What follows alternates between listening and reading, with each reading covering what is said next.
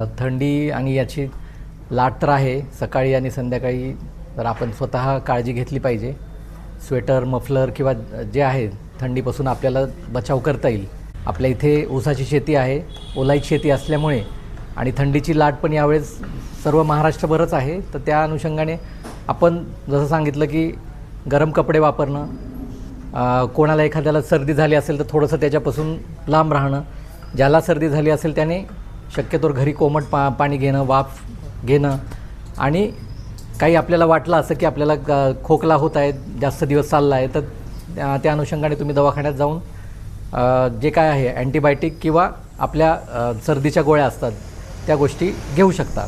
औषधांचं म्हणजे जे खोकल्याचे औषधं आहेत आपल्याला महिन्यातून 2 वेळ औंध इथे सिव्हिल हॉस्पिटल इथे आपल्याला जाऊन ते औषधं घेण्यासाठी हे असते. 8 तारखेला आपली गाडी जाणार आहे. आपले ड्रायव्हर जे आहेत त्यांच्याकडे तिथलाही चार्ज आहे खेडचा. आज खेडची औषधं आणण्यासाठी गेलेले आहेत. आपण मागणी केलेली आहे. 8 तारखेला आपली गाडी जाईल, त्यावेळेस मिळून जाईल. आणि त्या काही गरज पडलीच तर आपण खेडवरून आज जी गाडी आलेली आहे त्याच्यावरून तात्पुरत्या स्वरूपात आपण उधारी तत्वावर त्यांच्याकडून औषधं आणूयात. नाही, खरं तर 2-3 रुग्णांचे मला फोन आले की इथलं जे कप सिरप आहे सध्या ते अवेलेबल नाही, म्हणून मी तत्काळ या ठिकाणी डॉक्टरांना या ठिकाणी भेटायला आलो. आणि थंडीपासून खरं तर आता सध्या कशी काळजी घ्यावी, कारण आता सध्या थंडीचे म्हणजे खोकला असेल, सर्दी असेल, कफ असेल, याचे जास्त पेशंट सध्या वाढू लागलेत. डॉक्टरांनी दिलेल्या माहितीनुसार सध्या आपण कशी काळजी घेतली पाहिजे. परंतु आता पातळ औषध जरी अवेलेबल नसेल, परंतु टॅबलेट्सवर या ठिकाणी सध्या डॉक्टरांचं काम चालू आहे. त्यांनी सांगितलं की सध्या सगळीकडे जास्त पद्धतीने संपूर्ण राज्यातच खोकल्याच्या औषधाची मागणी जास्त प्रमाणात आहे आणि त्यांनी तात्पुरत्या स्वरूपात खेडवरून पण पातळ औषधाची त्या ठिकाणी डिमांड केली आहे. खरं तर यासारख्या बारीक सारीक गोष्टीवर आपण लक्ष दिलं पाहिजे.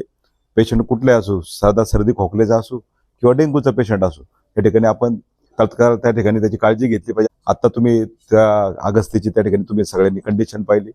मला असं वाटतं की सरकारी दवाखान्यात होणारे उपचार खरोखर चांगले आहेत. लोकांनी पण या ठिकाणी सध्या थंडीची फार मोठी लाट चालू आहे आणि आपण पाहतोय की प्रत्येक कुटुंबात आता सध्या खोकला असेल, कफ असेल, काही ना काही व्हायरल इन्फेक्शन असेल, हे सध्या जास्त प्रमाणात वाढतंय. या पद्धतीने आदरणीय डॉक्टरने जी सांगितली त्या पद्धतीने जर काळजी घेतली तर नक्कीच आपण या आजारापासून वाचू शकतो. सरकारी दवाखाना या ठिकाणी जास्तीत जास्त सर्वसामान्य, खरं तर सर्वसामान्य रुग्ण, गोरगरीबचा जो घटक आहे तो नक्कीच या ठिकाणी सरकारी दवाखान्याचा लाभ घेत असतो. इथल्या टॅबलेट चांगले, इथल्या औषधं चांगले. नक्कीच मी या निमित्तानं खरं तर सगळ्यांना हे आवाहन करतो की आपण आपल्या कुटुंबाची, आपल्या आरोग्याची निश्चितपणे या ठिकाणी काळजी घ्यावी. काही जर गरज पडल्यास आदरणीय गुंजकर सर आहेत, इथं सगळा सरकारी, इथं जाधव सर आहेत, त्यांचा सगळा स्टाफ आहे आणि इथं सगळे काळजी घेणारे डॉक्टर्स आहेत. नक्कीच या माध्यमातून आपली त्या ठिकाणी ते काळजी घेतील.